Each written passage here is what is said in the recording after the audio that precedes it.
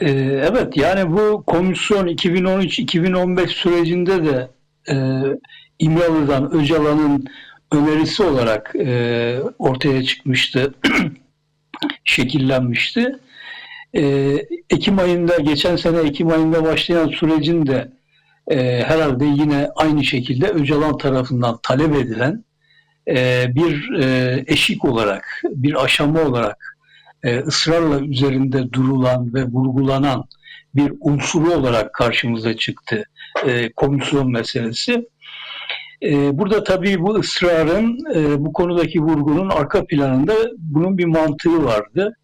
Sürecin toplumsallaşması, sürecin toplum nezdinde karşılık bulması, toplumdan destek bulması şeklinde bir perspektife dayanıyordu. Komisyonun oluşturulması çabası. Bunun arkasında böyle bir şey vardı. Nitekim komisyon oluştu, faaliyetlerine başladı. Meclis başkanı bu toplumsal algıyı, toplumsal kabulü vurguladı. Bu minval üzere komisyon özellikle süreç konusunda görüşleri, bilgisi, birikimi mutlaka toplum tarafından bilinmesi gereken kesimleri, temsilcileri davet edip dinledi. Yani sürecin mantığına uygun bir şekilde komisyon bir ara aşama gibi süreci toplumsallaştıracak işlevler üstlendi, görevler üstlendi. Ve en nihayetinde bu komisyonun İmralı'ya gitmesi, Öcalan'la görüşmesi de başından beri planlanan, öngörülen bir şeydi. Öyle anlaşılıyor son zamanlardaki tepkilerden. Nitekim komisyon İmralı'ya gitti. Böyle gitti. Halk Partisi yer almadı ama Cumhuriyet'in komisyonda yer almayı kabul etmesi bile bu konuda bozanlık yapmadığını, yapmayacak tavrı, İmralı'ya gitmeme tavrının ile alakalı olmadığı, kendisi üzerine kendisine yönelik sorular, kovuşturmalarla alakalı olduğu, bu kadar ağır bir tarassut altında iken böyle bir sürecin paydaşı olamayacağını ifade geri durdu. İmralı'ya giden heyete katılmadı. Yani netice itibariyle şunu kabul etmek ve anlamak gereken, komisyonun İmralı'ya gitme programı Öcalan'ı hem Kürt toplumunun nezdinde hem de devlet katında bu işin muhatabı, masanın karşı tarafında duran tarafı haline getirmek içindi. Bütün bu olup bitenlerin hepsinin varmak istediği amaç buydu. Ve bu amaç bana kalırsa gerçekleşti. Yani bir yandan Kürt toplumunu ikna edecek pozisyonda Öcalan, çünkü toplumu da barış istiyor, sona ermesini istiyor ve barışı kuracak güç, barışa bütün tarafları ikna edecek irade Öcalan'da var. Bunu da defaatle ifade etti. Aynı şekilde devletin derdi terörün sona ermesi, şiddetin sona ermesi. Bunu sağlayacak konumda, bunu sağlayacak güçte yine Öcalan. Bu da herkes tarafından biliniyor.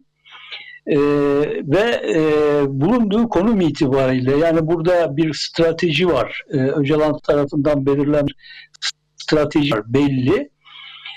Öcalan tam bir kavşak noktasında, çözüm sürecinin ilerlediği yolda tam bir kavşak noktasında iki aktörden biri, bu süreci neticeye bağlayacak olan iki aktörden biri haline geldi. Bir taraf devletin, Devlet Bahçeli'nin iktidarının yer aldığı kanat var. Öbür tarafta neredeyse içine Öcalan oturuyor.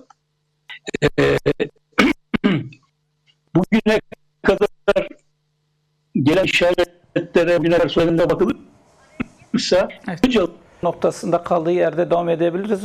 Bu noktada özür diliyoruz. Teknik bir sorundan dolayı kesmek zorunda kaldık. Devam edelim. Hem komisyon hem de biraz siz aslında süreç yasalarından bahsediyorsunuz. Entegrasyondan bahsediyorsunuz ve süreç yasaları ya da bu entegrasyonla beraber bu mecliste bu adımlar atılmadığı takdirde sürecin tam anlamıyla başarıya ulaşamayacağı noktasında da tespitleriniz var. Buna dair neler söylemek istiyorsunuz? Biraz bu kısımları da açabilir miyiz? Aziz Bey, tam olarak üzerimde nerede kalmıştık? Yani ne kadarını nerede takıldı? Teknik arıza nerede ortaya çıktı onun farkında değilim. Ama şöyle diyeyim. Yani biraz önce Çilem Hanım'ın sözünü de dinleyerek dahil olmuş olayım diyaloğa. Bir şey var. Başlık var, mahcubiyet var, endişe var. Bu eskiden plaklar çalardı. Bir yerde plak ve plak takılırdı. Aynı yerde diyoruz. Yani bir yukarıya çık lazım. Level atlamamız lazım. Böyle bir şeye ihtiyacımız var. Bunu gerçekleştiremiyoruz. Sebebi şu. Objektif olarak söylüyorum. Bütün aktörler kamuoyu araştırmaları yaptırıyorlar. Özellikle saray kanadı haftada birkaç tane araştırma yaptırıyor. Ve gündemdeki en önemli mesele, en basit de bu çözüm süreci. İmralı ile alakalı hem Cumhuriyet Halk Partisi'ne hem de AK Parti'yi tedirginliğe sevk eden tepkiler geliyor kamuoyundan. Yani bir %65 oyleniyor mesela sürece karşı olan toplum kesiminden bahsediliyor. Bana kalırsa bu sorunun çözümü devlet bu toplumun yararına, ülkelerine bu iş dediği anda, propagandasını anda zamanla bu yumuşar, bu aşılır, aşılmayacak değil. Nitekim Milliyet Partisi bütün gemilerini yaktı. Yani artık geri dönüşü olmayan bir şekilde mevzuya oldu. Dikkat ederseniz AK Parti'de hala bir tereddüt. Cumhuriyet Halk Partisi de kendi çapında bir tür oyun bozanlık yapıyor. Yani komisyona dahille koyduğu tavrın dışına çıkıyor. Şimdi mesele yani geldiğimiz aşamada büyük ölçüde gerçekleşmiş vaziyette. Ben bunun için biraz sabrda, zamana ihtiyacımız olduğunu düşünüyorum. Bu sürecin bir şekilde yürümesi için Öcalan'ın muhatap olarak masada oturması lazım. İşte bu muhataplık rolünü oynayabilmesi için de özgür bir iletişime, işte irtibat kurma imkanına böyle bir vasıta sahibi olması lazım. Meseleyi gayet biliyor. Bütün safhatiyle gayet iyi biliyor. Kimin ne düşündüğünün farkında. Nasıl tepki vereceği farkında. Hangi bir yerde duruyor. İş yoluna girse, müzakere edilir, diyaloğa geçir hale gelse problem yok. Yani bundaki aşamalar hızla alınabilir. Evet, plak takıldı. Kırık plak gibi aynı yerde dönüyoruz. Aynı müziği dinliyoruz. Bunun ilerisine geçmemiz lazım. Bir adım ilerimiz lazım.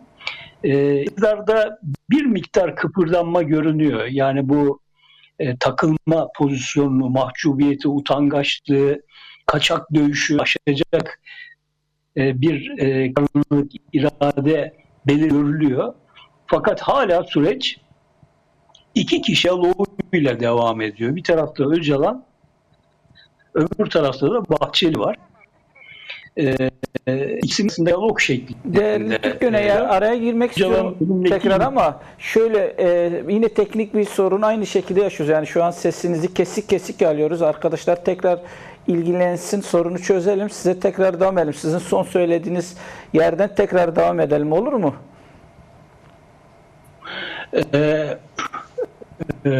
Yani geldiyse yayından çıkıp problem var. Öyle anlaşılıyor. Çileman'a saygılıyım. Siz devam edin. Bugünkü imkanlarımız Aziz Bey. Çok teşekkür ediyoruz katkılarınızdan dolayı. Öncelikle teknik sorun yaşadık ama bu noktada da kusurumuza bakmayın. Sonra telafi ederiz. İyi yayınlar diliyorum. Sağ olun, teşekkürler, iyi yayınlar.